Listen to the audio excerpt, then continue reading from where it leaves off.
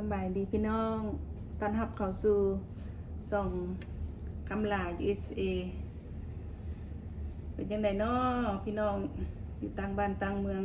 ต่างรัฐต่างประเทศอยู่ดีมีแฮงทุกคนบ่เนาะมาเด้อมากินข้าวน้ำกันมื้อนี้พี่น้องได้หยังกินบ่มื้อนี้ท่านมีหยังกินก็เกียมมากินข้าวน้ำมันคำลาเด้อมื้อนี้คำลาได้อันน่ะ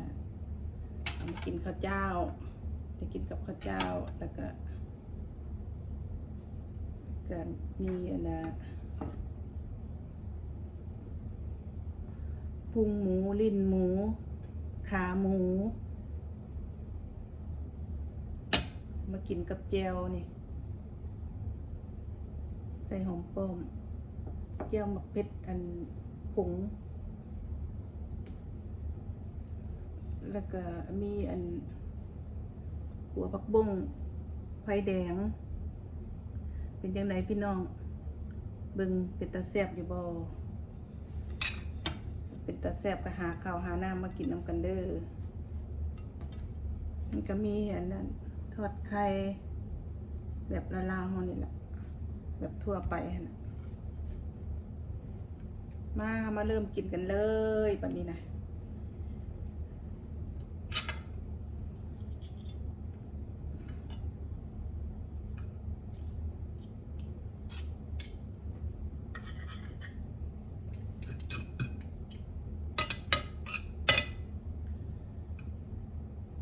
พี่น้องมีหยังได้หยังมากินก็มากินนำกันเด้อ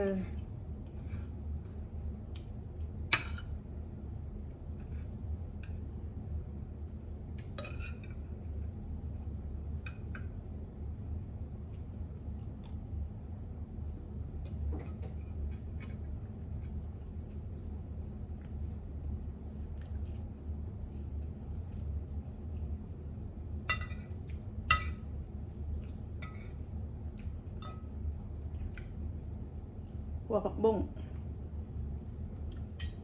ใส่น้ำมันหอย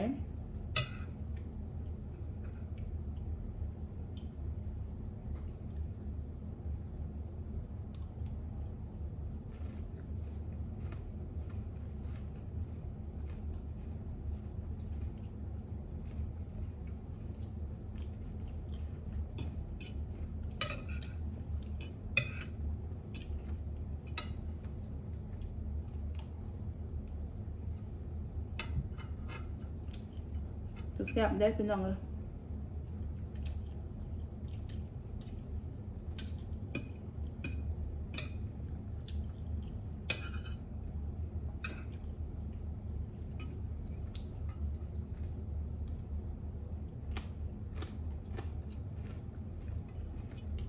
หัวผักบุ้ง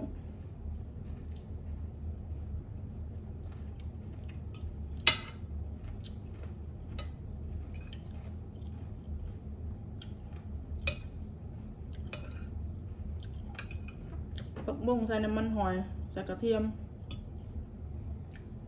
พริกไทยซีอิ๊วหมักเผ็ด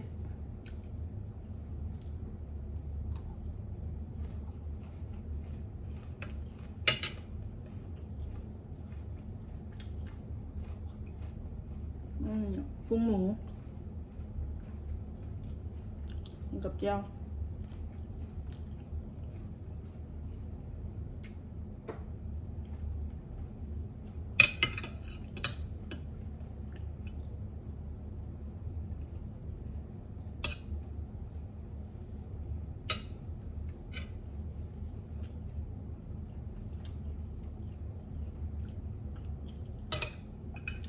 พุงหมูกินกับแจ่วก็แซ่บนะต้มหมูเปื่อยมันก่อน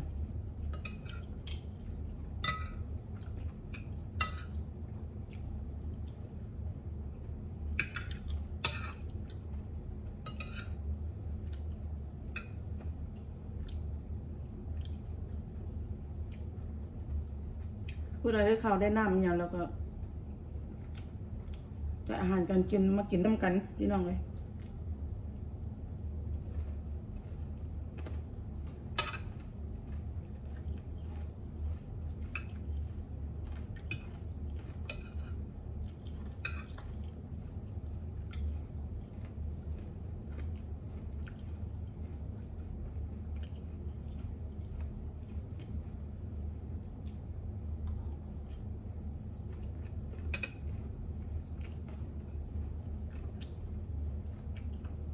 บผักบงไฟแดง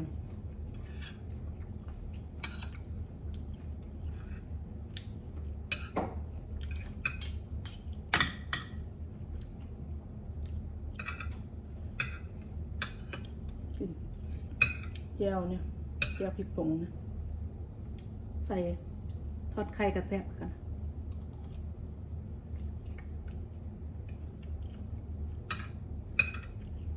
มาลูกหลานญาติพี่น้องหมู่เพื่อนได้ยังมากินน้ำกันมะ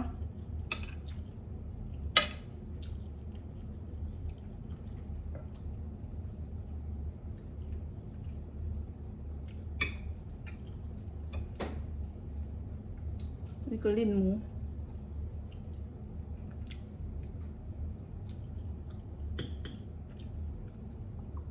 ทำแจ่วส้ม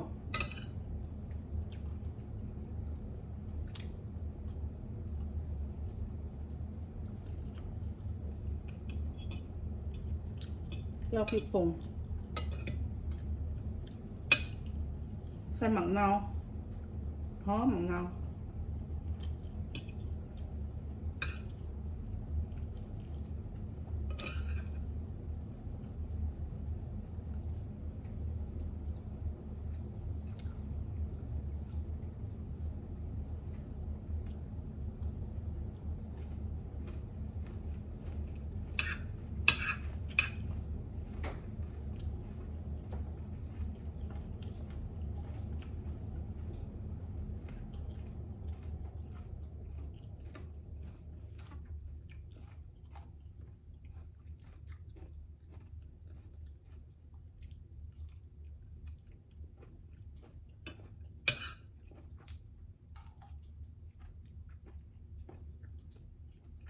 พี่น้องลูกหลาน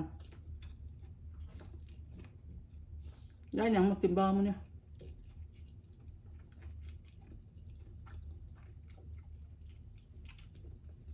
กินกันเด้อ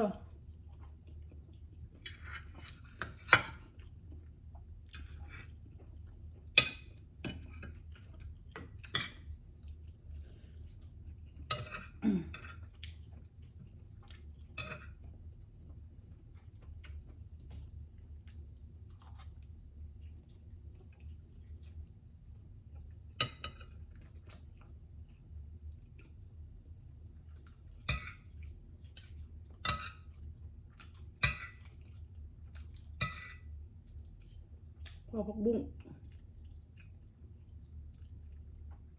ใส่น้ำมันหอย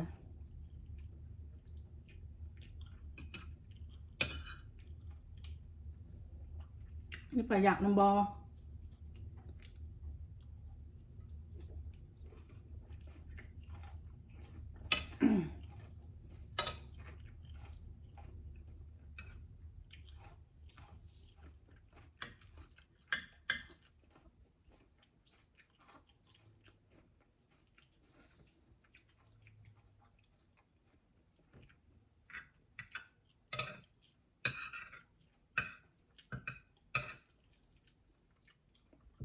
ทอดไข่ใส่เกลือกับปะโนกับกระเทียมเจียว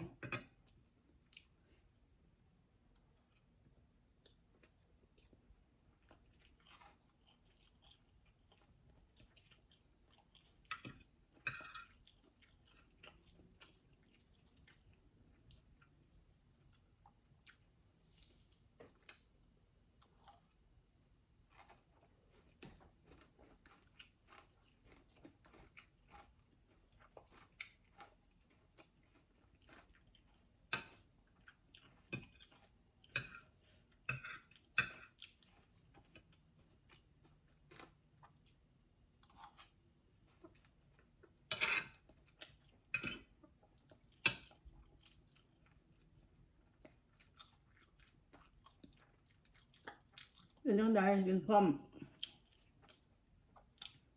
กินอาหารพร้อม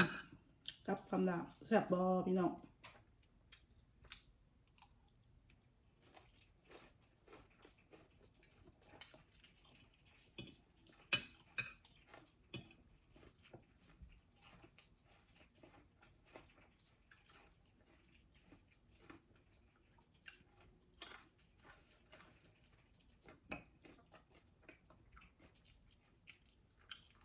พุงหมู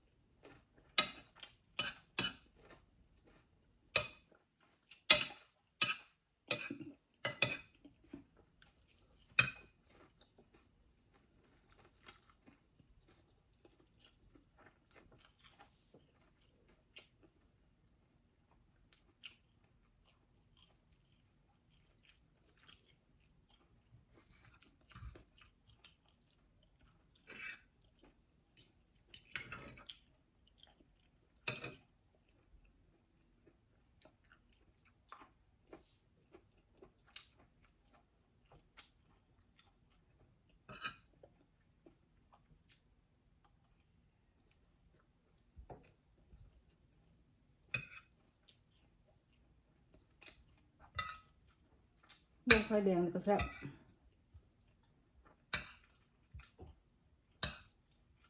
ปลูกเอง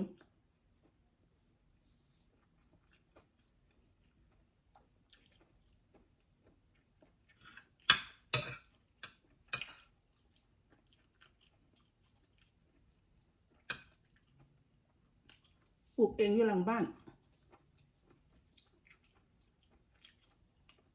พดจะน้ำไม่ใส่ปุ๋ยใส่แต่ตอนปลูกใหม่ๆ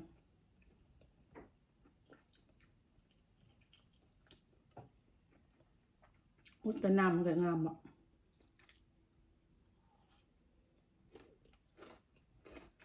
มันพอน้ำมันก็งามอ่ะ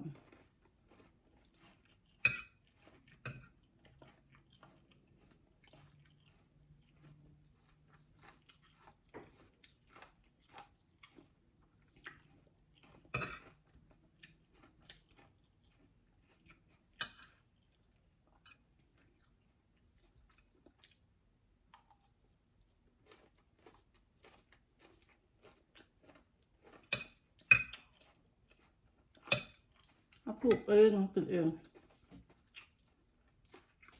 เอาหัวบ้าเอาอย่างใจ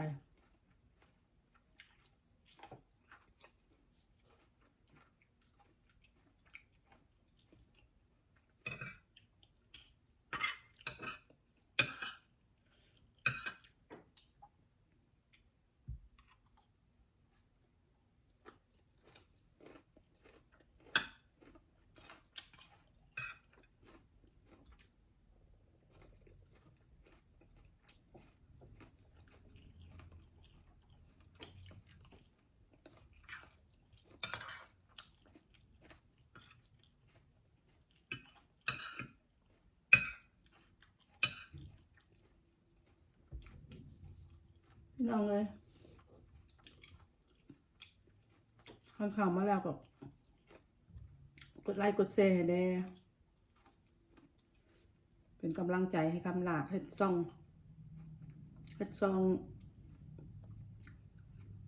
YouTube นี่ต่อไปเพราะว่าถ้ามีอย่างกติไทยให้เบิงอัปเดตให้เบิงว่าอยู่อเมริกาว่าเป็นจังได้อยู่กินเป็นจังได้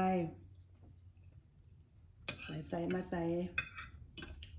ก็จะเห็นเนาะทางนอก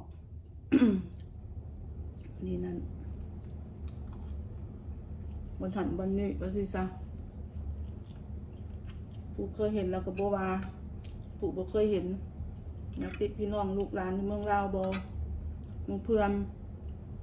บ่เคยเห็นว่าโอ้อยู่อเมริกามันเป็นจังได้เฮาอยู่กินแบบได้ลืมแต่ว่าอาหารแบบลาวๆเฮาหรือว่าไปอยู่แบบใดอะนะเฮาก็ได้เห็นกัน